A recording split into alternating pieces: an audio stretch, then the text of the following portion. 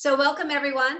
It is my pleasure to introduce you to Gail and John Winterstella. They are recipients of the Legacy and Leadership Award this year. So, John and Gail, welcome and congratulations on this amazing award that you two have absolutely deserved. So, thank you for joining us. Thank you, Thank Dara. you. It's certainly Thank you our for, honor. yes. Well, it's good to see you both. And John, I want to start with you because your legacy here is both legacy and leadership when it comes to the Algonquin arts, because your participation is really pivotal in saving the theater and preserving it and making it the way it is now. So can you tell us about those early years of the Algonquin? Yeah, I really have to start when I first became mayor. About 25% of the buildings in downtown Manasquan were either unoccupied or in planning to be closed or whatever. And we were very fortunate. A lot of good people came forth, invested in the community, and we got some grants to beautify the downtown area and redesign it. But it took about 10 years really to get someone to look at the Algonquin. And the building proposal came forth to rebuild the Algonquin, and we supported it, and it became a very viable property. It's certainly the keystone of the downtown area today, and we're very fortunate. You know, a lot of people say that Manasquan saved the Algonquin, but in my opinion, downtown Manasquan was saved by the Algonquin. It wasn't the other way around. And it's over the years, I got very involved. I was the first board member, as you may know, and a board member for 10 years. And I saw a lot of successes, but I really have to sit back and I've never really thanked all the people that came on board, and the board and the supporters. Those people really made a difference, and they contributed their resources, they contributed their talents and stuff like that. And probably have never really been thanked correctly for all that they did. Well, we do know that there is a lot of teamwork involved, but it's the vision that's out there. And you apparently put that vision forward and were able to have a team come work together with you to make this Algonquin happen. And one of your team members, I think your biggest supporter, is sitting right next to you. So, Gail, during this time frame, I know you've been an amazing supporter of the Algonquin arts over the years also. But when John first got involved with this, you know, he is a politician. This is a nonprofit organization. How did you see that whole transition happen?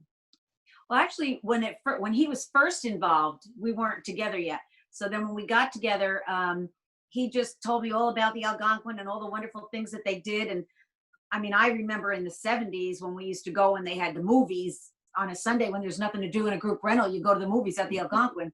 And then I saw it just evolve into this wonderful theater and the shows and everything. It's amazing. Well, and it is amazing because you are one of our biggest supporters as well. You're your own businesswoman. You take that and you support us. So I thank you for your efforts in being a sponsor and keeping all the programs going at the Algonquin Arts.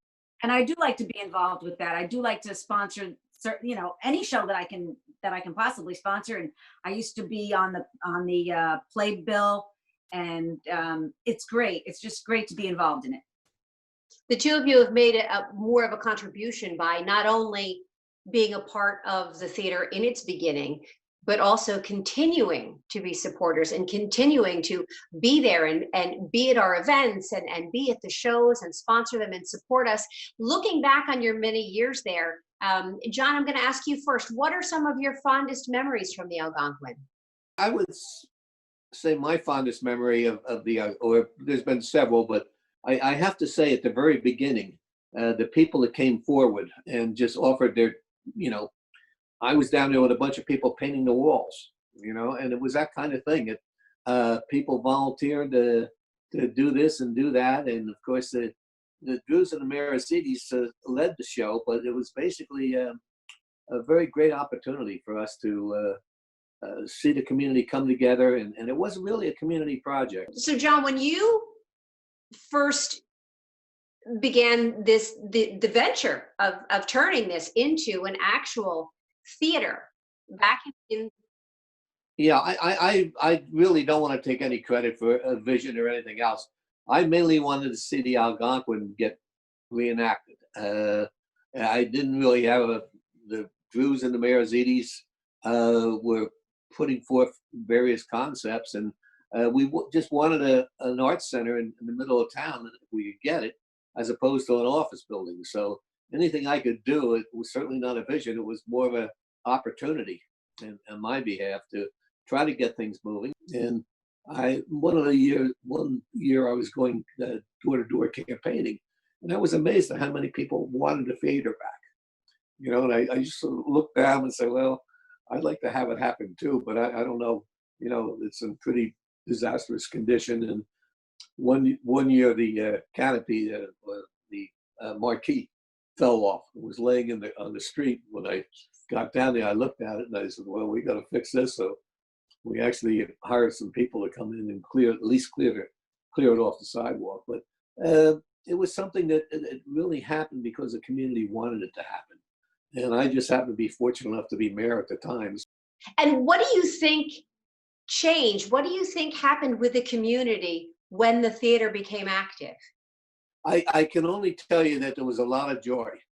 I still remember the Red Oak Theater, I think they were called, from Lakewood, came and used the theater. And I stood there, and it was one of I've had a lot of great moments being mayor of Manasquan, but to see people walk out with their smiles on their faces and just say, boy, I'm glad this is back. That was a great show, and it makes you feel really good. And Gail, I know that you've been such a sponsor and such a supporter of John and the theater as well. How do you think that the theater has changed the community? Oh, I think it's a great place to see people that you haven't seen.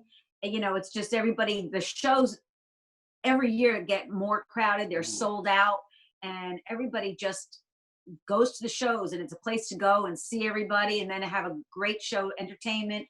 And it's definitely helped the restaurants and the shops, because you have to park and look around, and you're, window shopping up and down Main Street. It's just great. It's just a great center. It's a great center of the community. It is a very happy place. And a lot of that, yes, and a lot of it has to do with your efforts in maintaining it. And when you go back to the Algonquin Arts, because it is more than just the theater, we have the jazz series, speaking with the Brunson, what they've done, and we have the orchestra, we've got Father Alphonse, and there are a lot of performing arts programs there that, you were instrumental in getting started. So how does it feel sitting back now and seeing what the theater has become? Great. Well, I think it's been a great adventure. And it's as I say, I just love to stand after the shows, hang around the lobby for a few minutes, and just listen to what the people are saying and how they're enjoying the programs and enjoying the evening. It's done a lot for the downtown area. And how do you feel about our audiences? Oh, they're great. Yeah, I think the audiences are great. I think every community needs a place like that today. There's too much. I don't want to say negativity, but people are just, they don't have a lot of time to really enjoy themselves. And this is a place you can go. It's not that expensive to enjoy, I think, a near Broadway quality show. Absolutely. But it's, as I say, a lot of good memories. But mostly, I just enjoy knowing that I knew a lot of the people that put the effort in to make that place happen, and that's a good feeling. I mean, it's just nice to see people go there, enjoy themselves, not have to spend a lot of money, see a good quality show, or hear some very good music, hear Father Alphonse in his concerts.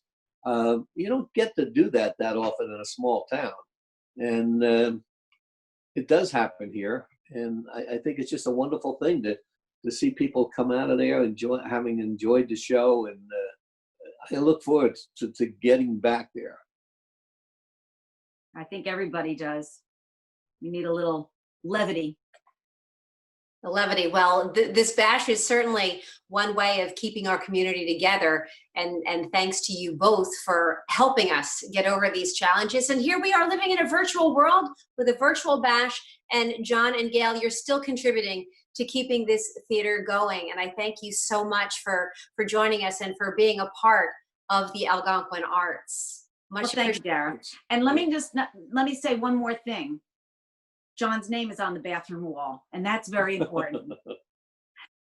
I don't know if that should be made, but I didn't write it on there, by the way. We paid to get it on there, but She knows what's about.